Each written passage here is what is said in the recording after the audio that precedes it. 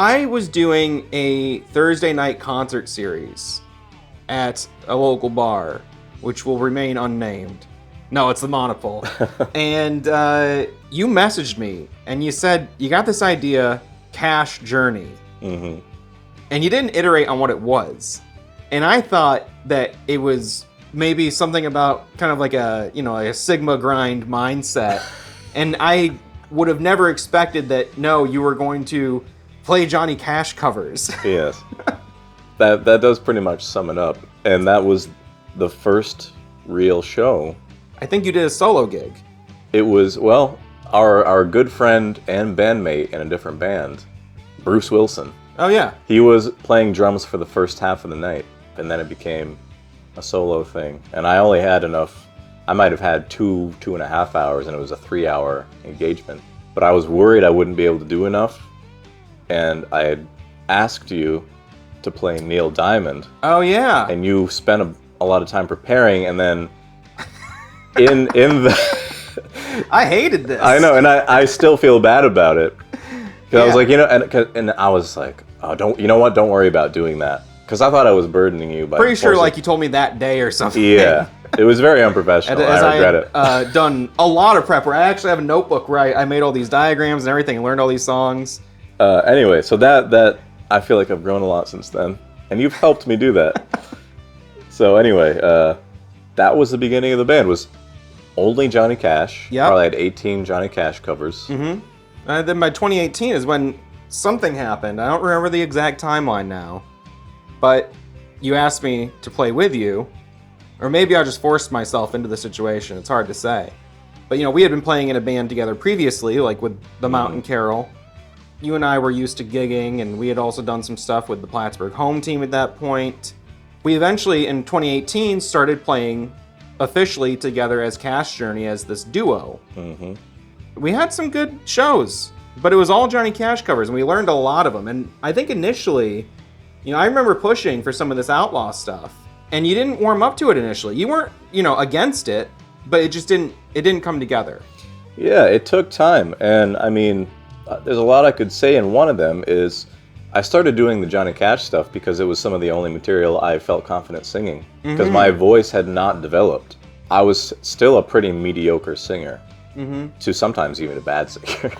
Hey, you're not going to hear any argument from me. and part of the limitations of my resistance at the time to doing Waylon or Hank Jr. or any of these other, outlaw things, aside from the fact that I wasn't as familiar as I am now, I'm sorry to say, but I literally couldn't sing it. It was far beyond my range and my expressive ability at the time.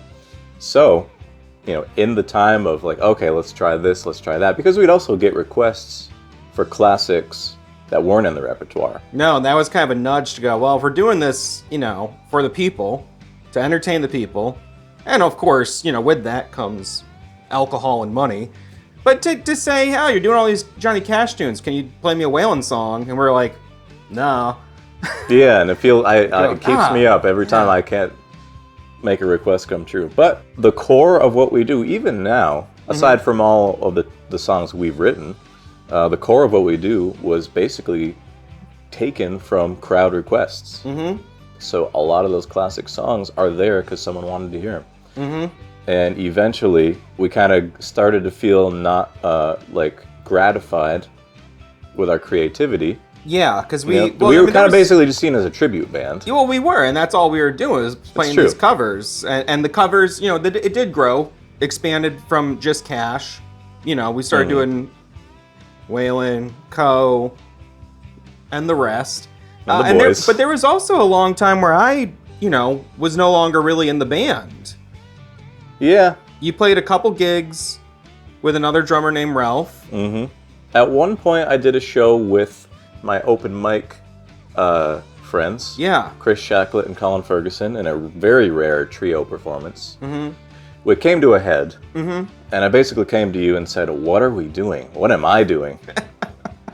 And that's really when the idea was hatched to take it to the next level and create our own songs. Because I think you had already started doing that. Yeah. I think you were the first one to write some original material in this context of country music and outlaw country tradition. Yeah.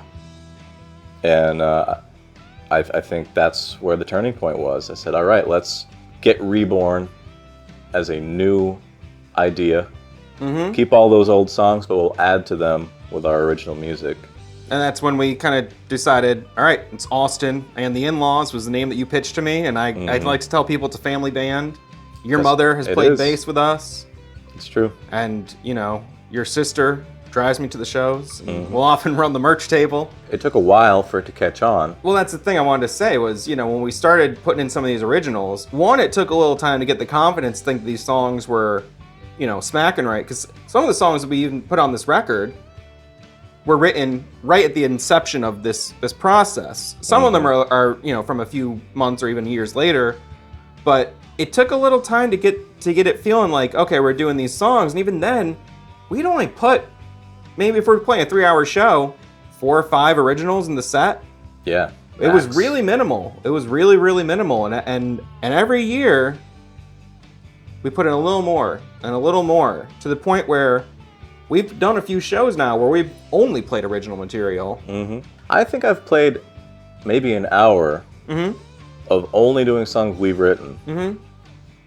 And that doesn't happen all the time because often we are playing longer sets of 2 to 3 hours. At the Monopole, the longest one we ever did was 5, I remember. 5 with no breaks. With no breaks. Yeah, a real marathon. True insanity. True insanity, but hey, I mean, how many bands can say they played at the Monopole 5 hours, no breaks?